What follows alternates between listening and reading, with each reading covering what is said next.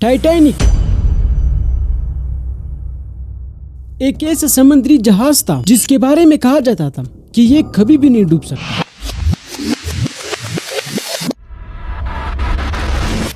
لوگوں کا اس پر اتنا یقین تھا کہ کچھ لوگوں نے تو یہ تک کہہ دیا کہ اسے اللہ بھی نہیں ڈبا سکتا. اس جہاز کو خدا بھی نہیں ڈبو سکتا. لیکن پھر 14 اپریل 1912 کی رات کو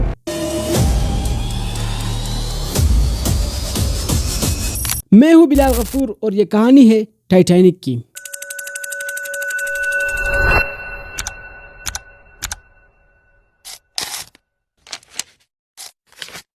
ایک ایسی جہاز جسے کبھی نہ ڈوبنے والا کہا گیا، لیکن صرف ایک ہی رات میں یہ ہمیشہ کے لیے سمندر کے اندر غائب ہو گیا. ٹائٹینک صرف ایک جہاز نہیں تھا بلکہ انسان کی سکسیس، پاور، ڈریمز، ان سب کا ایک سمبل تھا. یہ اپنے وقت کا سب سے ماڈرن اور سب سے ایڈوانسڈ سیکیور جہاز سمجھا جاتا تھا. اس کے کنسٹرکشن میں جدید انجینئرنگ اور اس کے ساتھ ساتھ اعلیٰ کوالٹی کی ٹیکنالوجی کو استعمال کیا گیا اور اسی ٹیکنالوجی نے اس کو ایک ماسٹر پیس بنا دیا. جب 10 اپریل 1912 کو یہ اپنی پہلی سفر پر روانہ ہوا، اس میں سوار ہر شخص اپنے ساتھ ایک امید اور اپنے فیوچر کا خواب لے جا رہا تھا. جہاں ایلائٹ کلاس کی فیملی ایک لگژری زندگی کے ساتھ سفر کر رہے تھے، جہاں ہر سہولت، ہر فیسلٹی موجود تھی، جبکہ ایک لوور کلاس کی فیملی ایک نئی زندگی کی شروعات میں تھے، ایک نئی زندگی کی تلاش میں تھے. کسی کو اندازہ ہی نہیں تھا کہ یہ سفر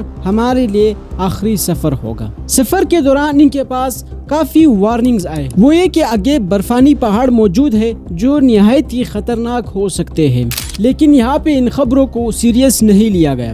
جہاز اور بھی تیزی سے آگے کی طرف بڑھتا گیا، جیسے اس کو کسی چیز کا خوف ہی نہیں ہو. یہاں انسان کا غرور یعنی کہ اور کانفیڈنس اتنا زیادہ ہو چکا تھا کہ اس نے اس کشتی پر اپنا اعتماد کیا. انہیں یقین تھا کہ یہ کشتی ناقابل شکست ہے، مگر یہاں پہ ریالٹی کچھ اور تھی. ایک چھوٹے سے حادثے نے پورے جہاز کو تباہ و برباد کر دیا. 14 اپریل کی رات 11:40 پر اچانک ڈارکنیس میں ایک میسیو شیڈو نمودار ہوا، یعنی کہ ایک برفانی پہاڑ تھا جو خاموشی سے پانی میں کھڑا تھا. ہم نے فوراً رد عمل دیا اور جہاز کو موڑنے کی کوشش کی، مگر یہاں پہ بہت دیر ہو چکی تھی. چند ہی لمحوں میں اس کشتی اور پہاڑ کے درمیان ایک کولوژن ہوا اور سب کچھ بدل گیا. جہاز کے پچھلے حصے میں ایک بڑا کریک ہوا اور اس کریک کی وجہ سے پانی اندر داخل ہوا.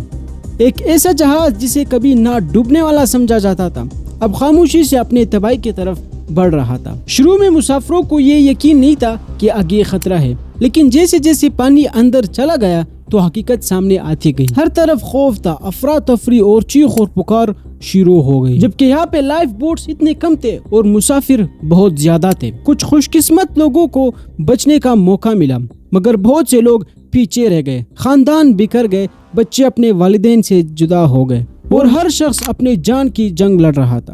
یہ لمحے انسان کی بے بسی اور خوف کی سب سے بڑی مثال بن چکی تھی. رات کے اندھیرے میں ٹائٹینک اپنے 2 حصوں میں تقسیم ہوتا گیا کیونکہ پانی کا پریشر اتنا زیادہ تھا کہ اس کے ٹکڑے ہو گئے. اس کے بعد وہ لمحہ آیا جب یہ عظیم سمندری جہاز سمندر کے گہرائیوں میں ڈوب گیا.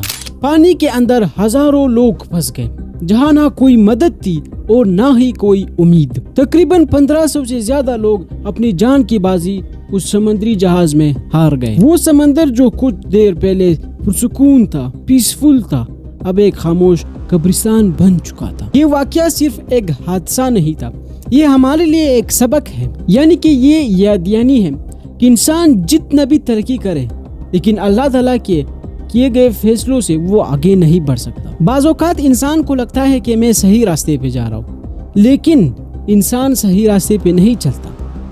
وہ انسان خود سے کہتا ہے کہ میں صحیح ہوں، لیکن اللہ تعالیٰ نے اس کے لیے کچھ اور ہی راستے چنے ہوتے ہیں. کہ غرور انسان کو اتنا اندھا کر لیتا ہے کہ بعض اوقات اس کو بھاری قیمت دینی پڑتی ہے.